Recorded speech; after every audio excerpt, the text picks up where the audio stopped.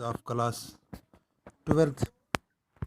Nowadays we are discussing database management system.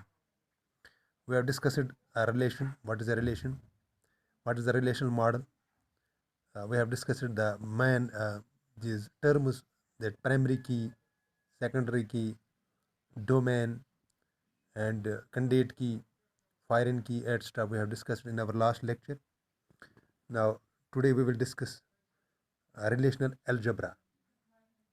Algebra यानी relation जो हमारे पास फाइल्स होती हैं in a tabular form in our database management system can we do some mathematical operation on these relations in order to achieve our result.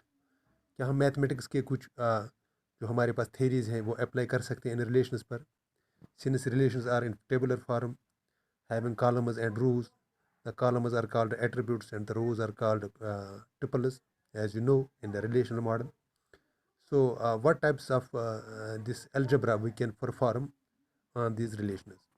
So there is a relational algebra which have been made for these relations.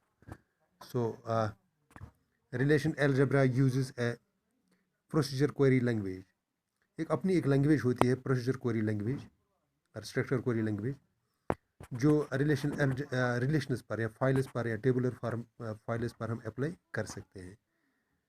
It is a procedure query language which is collection of operations to manipulate relations. यानी relations जो हमारे पास tables form में होता है उनको manipulate करने के लिए हमारे पास relation algebra एक है already हमारे पास मौजूद होती है relation algebra. Now we will learn what is this relation algebra. Relation algebra can be divided into two types. यानी दो हिस्सों में इसको हम तकसीम कर सकते हैं. दो किस्में हैं इसकी रिलेशन अलजबरा की. One is set oriented operations and another is relation oriented operations. ये सेट ओरिएंटेड ऑपरेशन जैसे आपने perhaps in class 9th you may have learned. तो सेट जो होता है वहाँ पर union, difference, intersection, Cartesian product, ये these operations we can perform on the tables also, on the relations also. And another is relation oriented operation. Relation oriented operations में क्या क्या आता है? One is join and another is selection and projection is there, division. यानी चार operations हम कर सकते हैं सेट पर. तो क्या क्या कर सकते हैं? ज्वाइन या मिला सकते हैं दो ऑपरेशंस को, सिलेक्शन कुछ सिलेक्ट करते हैं कुछ डेटा व्यू करने के लिए, प्रोजेक्शन एंड डिवीजन. तो but let us first learn the first type that is set oriented operations में हम क्या क्या कर सकते हैं जैसे union, difference, intersection and Cartesian product.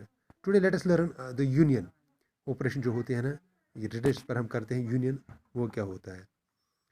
Set operation, set union. The result of union operation is denoted by the symbol U. जैसे mathematics में है U. सपोज हमारे पास दो रिलेशंस हैं इन टेबुलर फॉर्म.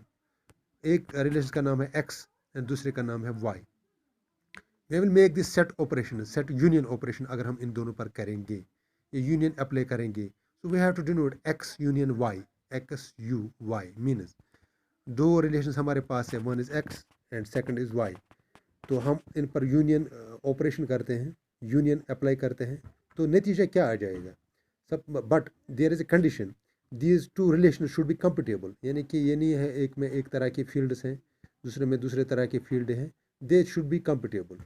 यानी कि लगभग एक ही, अगर हम स्टूडेंट्स की बात करेंगे, स्टूडेंट्स की ही दो फाइलें होनी चाहिए. ये नहीं है कि एक स्टूडेंट्स की होगी और एक किसी कंपनी की होगी. We cannot make union operation on them. It should be related data, and that's why I am telling you कि it should be compatible. तो कॉलम्स लगभग सेम होनी चाहिए, फील्ड हेडिंग. तो हम क्या करेंगे, जो हम यूनियन अब करेंगे इन दो रिलेशंस पर X and Y, these are two different relations. तो अब यूनियन का रिजल्ट क्या आ जाएगा? यूनियन के रिजल्ट में क्या आ जाएगा? एक्स यूनियन वाई में अब क्या आ जाएगा? एक नई रिलेशन आ जाएगी वजूद में. इन दो रिलेशंस को मिलाकर, इन दो फाइल्स को मिलाकर वो फाइल उसमें क्या आ जाएगा? उसमें all that data which is present in X relation और X file and all that data which is present in the y relation will be now in our new relation, जो हमारी नई व्यू आ जाएगी उसमें वो आएगा, सब कुछ आ जाएगा जो x में है और y में है। सिर्फ एक चीज़ नहीं आ जाएगी, अगर कहीं पर डुप्लीकेट, सपोज दो स्टूडेंट के detail, student name, roll number, marks extra, एक फाइल में भी उसी स्टूडेंट का है, दूसरे फाइल में भी उसी स्टूडेंट का है, तो duplicacy of data will be eliminated.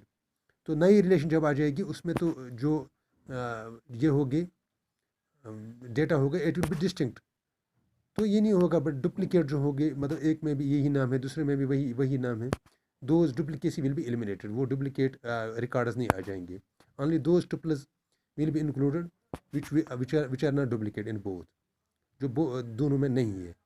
तो ये चीज़ यूनियन में क्या होता है, तो एक नई रिलेशन वजूद में आती है।